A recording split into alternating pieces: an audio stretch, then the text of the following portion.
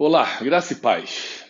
Como é bom nós podemos entender que temos um privilégio extraordinário de Deus, na sua infinita graça e misericórdia, permitir que nós possamos compartilhar daquilo que Ele é, daquilo que Ele pensa, para que nós possamos conhecer a Deus, não somente através da informação da palavra, mas da revelação de Cristo e podermos caminhar com segurança de que o destino que Ele determinou para a sua igreja, para todos nós, é firme e seguro, eterno e jamais poderá ser mudado ou sequer impedido. O Senhor diz: agindo eu, quem impedirá?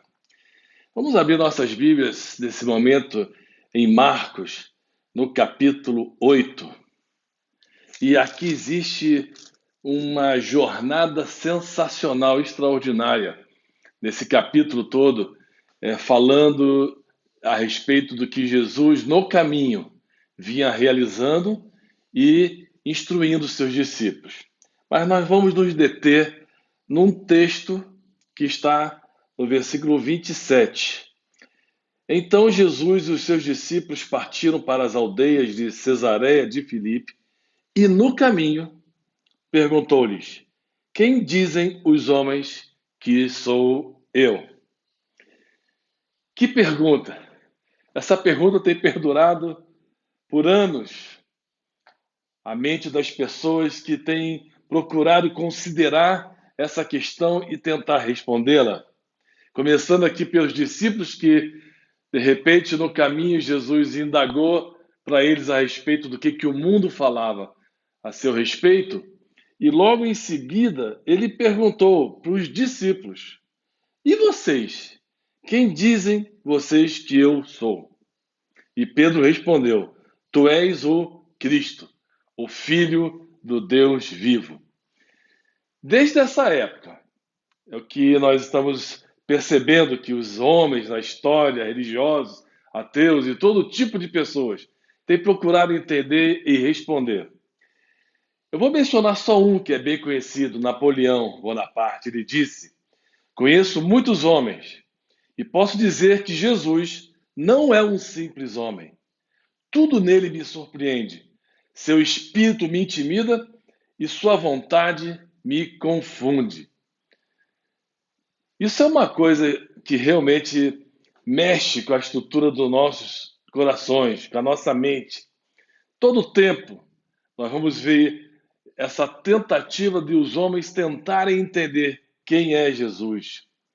Os líderes religiosos naquela época também tinham uma percepção pessoal a respeito dele, mas eles reagiram ao contrário do que seria normal e comum diante de uma pessoa que vinha operando de uma forma tão extraordinária os sinais da parte de Deus.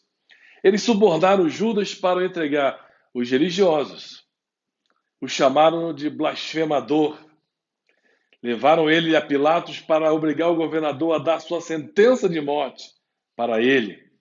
O acusaram falsamente e incitaram o povo contra ele.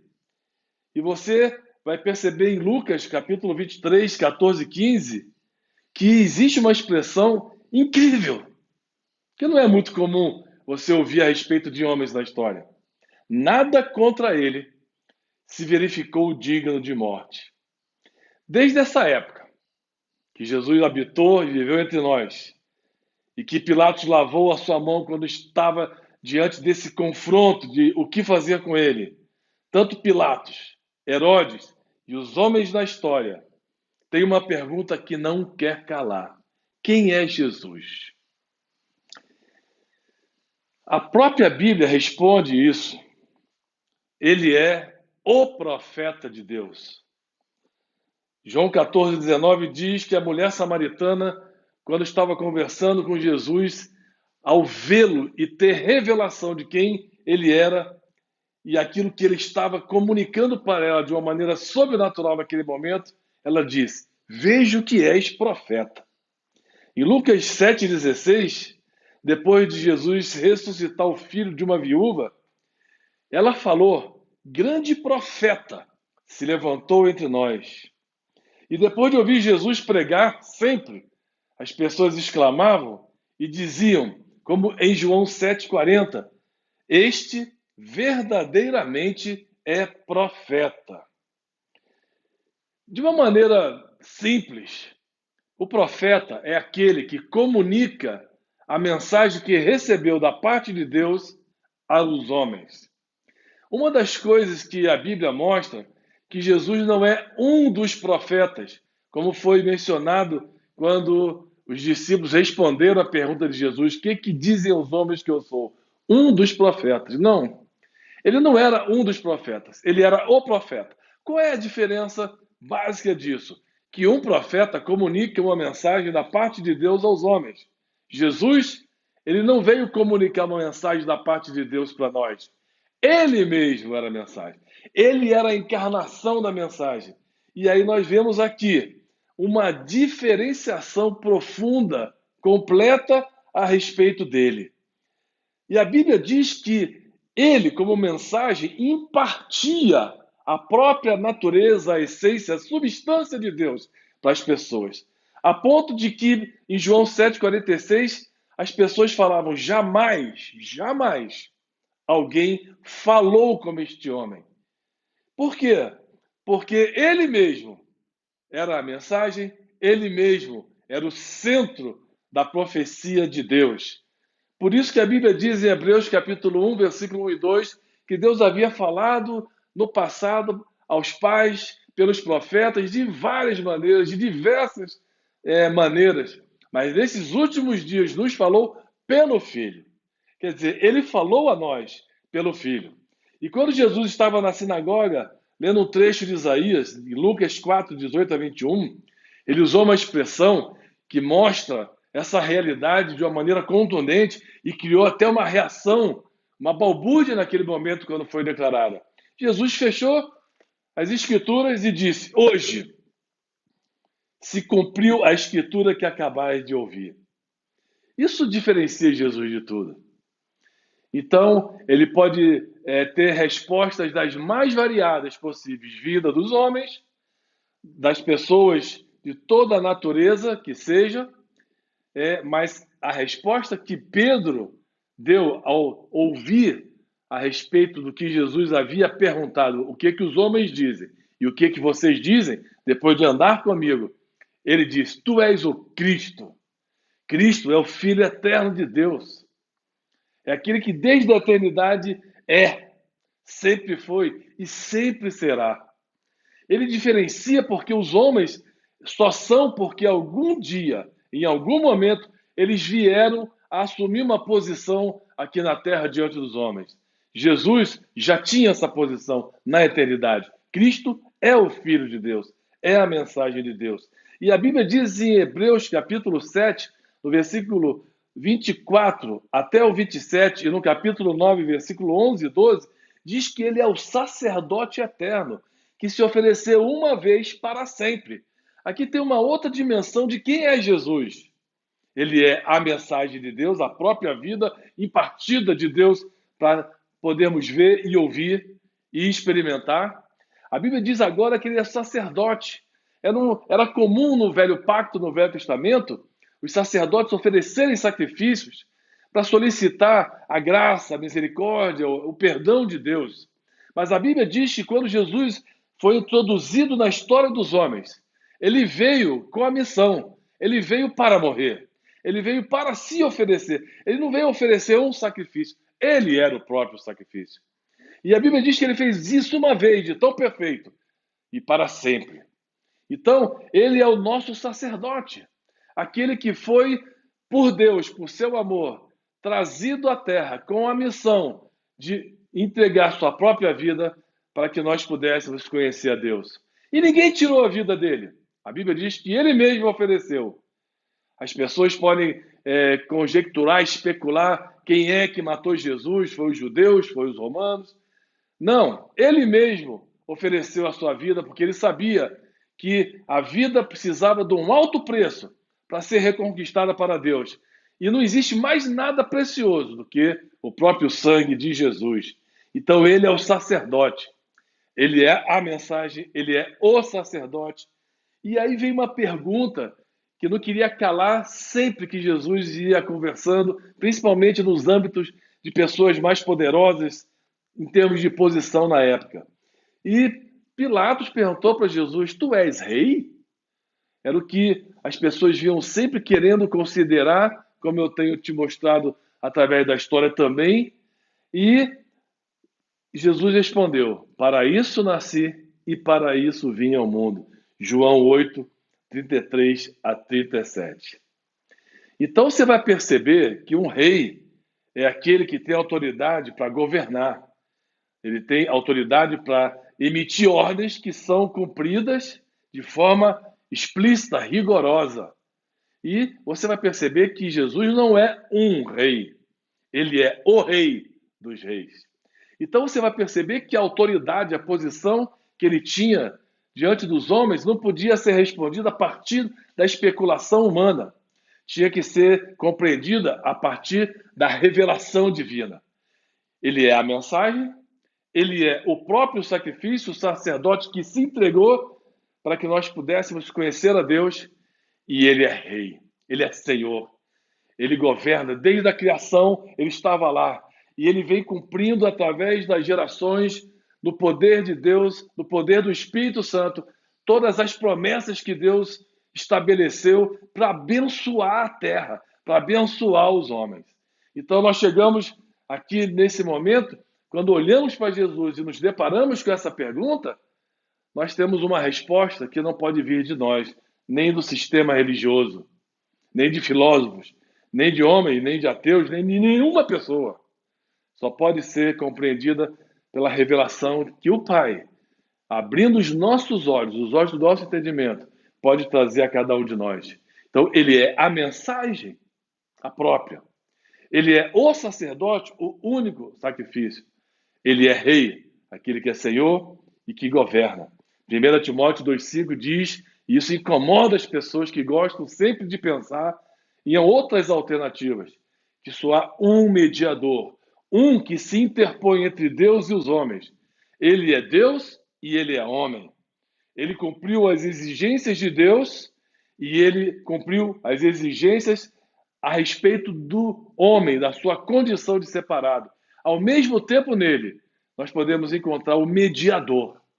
Então, você vai perceber que existe diferença mais profunda, intrínseca, na base, na estrutura mais íntima da raiz daquilo que estava na intenção do coração de Deus a respeito de Jesus.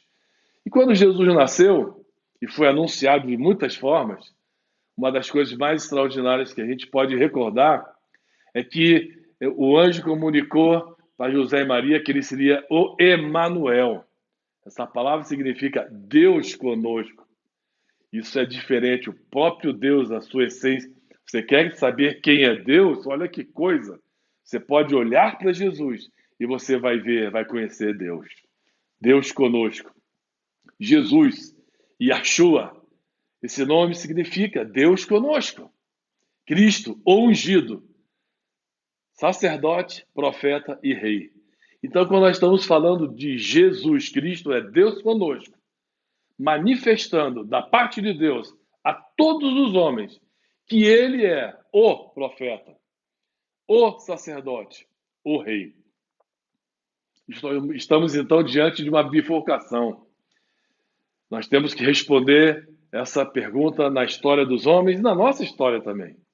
E quando Pedro respondeu, tu és o Cristo, o Filho de Deus vivo, Jesus respondeu para ele, não foi nem carne, nem sangue que te revelou isso, mas o meu Pai, que está nos céus, abriu o teu entendimento para que você possa ver quem está diante de você.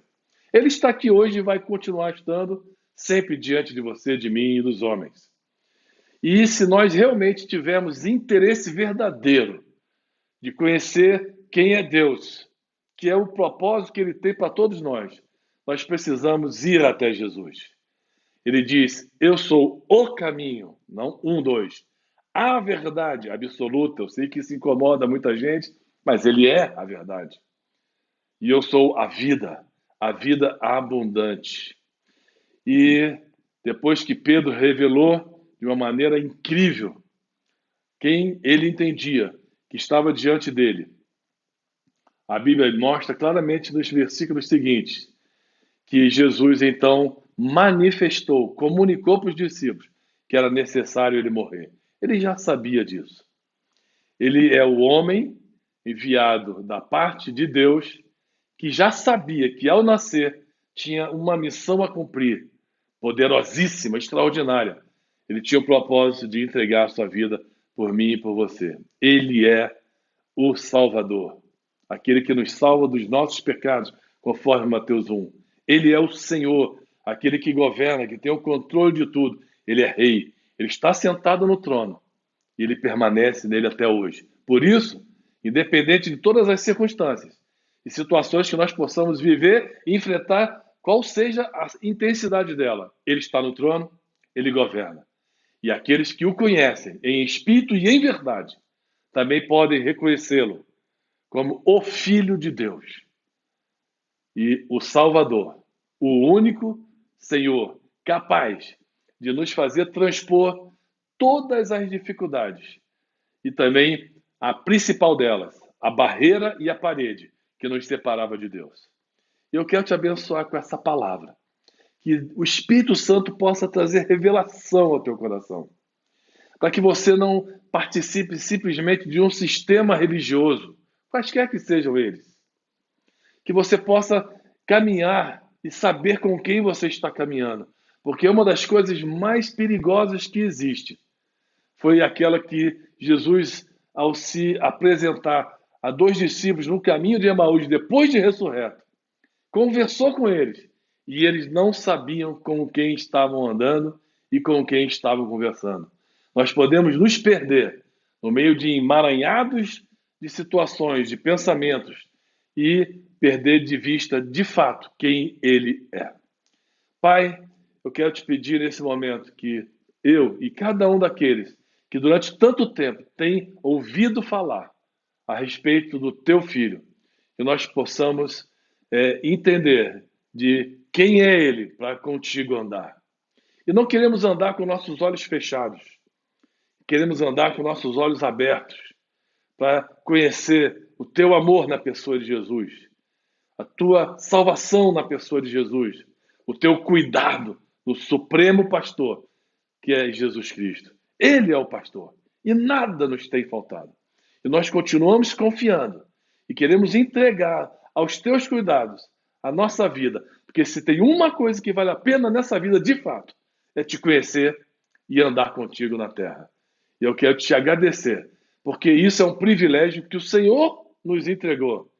Não procede de nós, porque somos melhores ou piores, mais inteligentes ou não, porque conhecemos mais ou menos, mas porque aprove a ti revelar o teu filho, que estava no teu coração e foi manifestado de uma maneira explícita, ampla e restrita na terra. E eu te louvo em nome de Jesus por ele.